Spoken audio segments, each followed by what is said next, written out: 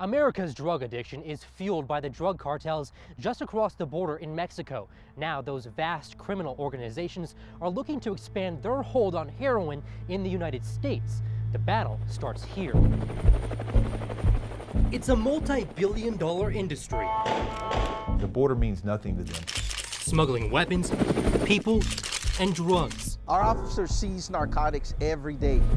A global underground business. They're just concealing themselves, trying to avoid detection. Feeding America's addiction.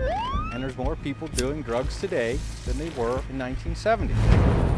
This is the borderland, America's first line of defense in the war on drugs. On a Tuesday morning in July, Border Patrol agent George Gomez is in pursuit. A group of smugglers spotted 8 miles north of the border in El Paso, Texas. He's got numerous tattoos, which might be gang affiliated. This highway, a known hotbed for drug trafficking. They'll drop it, they'll conceal it within the mesquite brush. El Paso neighbors one of the most notorious cartel-controlled cities in the world, Ciudad Juarez, Mexico. At the height of the drug war, 2007, 08, 09, when Juarez was the murder capital of the world, the actual narcotic smuggling attempts kind of decreased because there was a war amongst the drug cartels. The violence here has since settled. However, Special Agent Will Glaspie of the Drug Enforcement Agency concedes the illegal drug trade is now ramping up once again. Our biggest threats are the Sinaloa cartel and the Juarez cartel. We're targeting those organizations. We're not targeting drugs.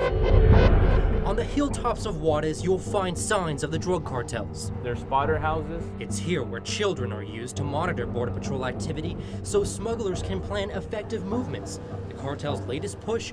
Heroin. In fact, since 2009, the amount of heroin seized at the southwest border quadrupled, while the amount of illegal marijuana has dropped off dramatically. The change in cartel strategy comes at a time when the cartels now control heroin from farm to arm, from the opium poppy fields in Mexico to the black market sales in the U.S. Most of those drugs are then transported out of our border communities to distribution markets. Tapping into huge profits in communities just like Las Vegas. The heroin staged in Mexico for smuggling is also flooding the market there. Its new potency, while highly profitable, is also highly addictive. El problema en nuestra frontera ha sido fuerte. Olivia Caraveo works at a drug rehab center in Juarez. It's a place that treats roughly 300 new patients every day, a sign of the ruthless addiction poised to plague more of our communities back home. Muchas de las personas que consumen esta sustancia, pero a veces son pocos los que llegan a solicitar un tratamiento. Unlike marijuana, which is still often smuggled in big packs across the desert, most of the heroin in the U.S. is now trafficked through traffic in highly creative stashes. ¿Dónde viven ustedes? So in turn, our officers have to be twice as creative. Customs and Border Protection Officer Ruben Wadicki says one challenge is how cartels are redefining the role of drug mules. They use family units, elderly age, young females. Drivers moving small amounts of highly potent drugs through key ports of entry. Normally we'd see more of a marijuana. Now we're starting to see more of the meth, the heroin, you know, something that wasn't normally coming through Mexico. For most law enforcement officers who fight the flow of drugs on the border, it's personal. It's as if we're standing in the front door of our house. When you come knocking in my door, I don't just let anybody in. Combining new technologies and old-fashioned police work to track down drugs bound for the U.S. We see narcotics attempting to come in. In turn, we see weapons and money going out as payment for the contraband.